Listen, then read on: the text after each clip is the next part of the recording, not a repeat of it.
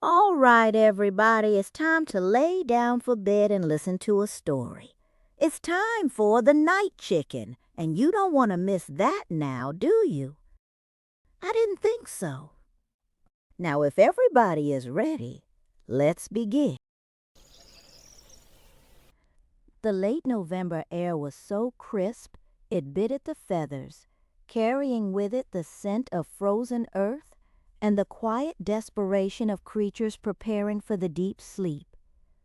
Up in the ancient boughs of the old oak tree, Shy, the night chicken, perched beside Shorty, watching the silvery frost creep up the trunks of the smaller trees.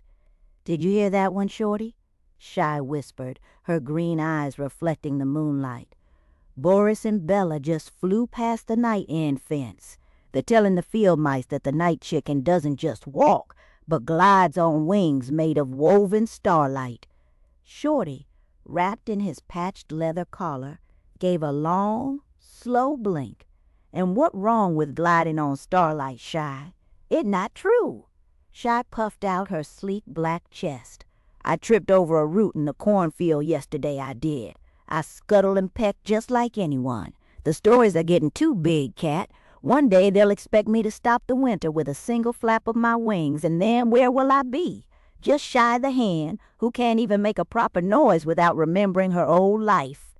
Shorty purred, a low rumble that vibrated against the oak bark. "You'll be Shy, the friend who always shows up."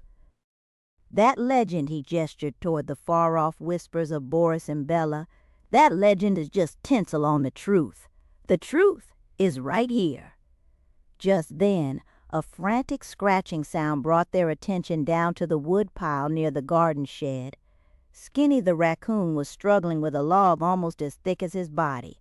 He was trying to roll it closer to his cache to secure the winter store, but the log had jammed against a stubborn, mossy stump. "Blast and bothersome barking peller," Shinny hissed, straining. "I need that log, friends. The wind is planning to steal all the quiet out of this week, and this log is my best wall. Worse still, when I was rolling it, my lucky blue-rimmed button, the one I found on the farm lane, slipped into the crack and is now held hostage, Shinny." Skinny eyes, usually full of bright mischief, were shadowed with worry. This wasn't a villain or a deep forest threat, it was just a stubborn piece of wood and a beloved lost treasure, the very stuff of their real grounded life.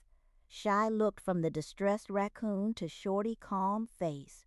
Woven starlight wouldn't help here, but short, strong claws, a clever eye, and the unique angle of a hen's small body just might. A moment, Skinny Shy chirped, her tone crisp and practical. She jumped down and approached the woodpile.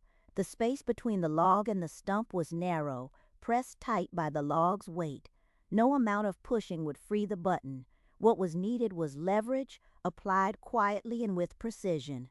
Shy noticed a small, flat shard of slate rock, perfectly wedge-shaped, half buried in the frozen mud. She nudged it with her beak, testing its strength, then carefully guided it into a tiny gap far from the trapped button near the log pivot point. With a slow, concentrated effort that sent a strain through her small legs, Shy pushed the slate with her heel.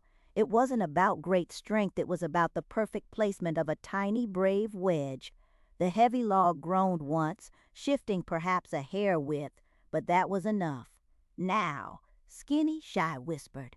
The raccoon plunged his thin hand into the newly loosened crevice and pulled out the blue-rimmed button. He looked at the button, then at Shy, his big eyes shining. He didn't praise the night chicken, defender of the night. He just hugged her close.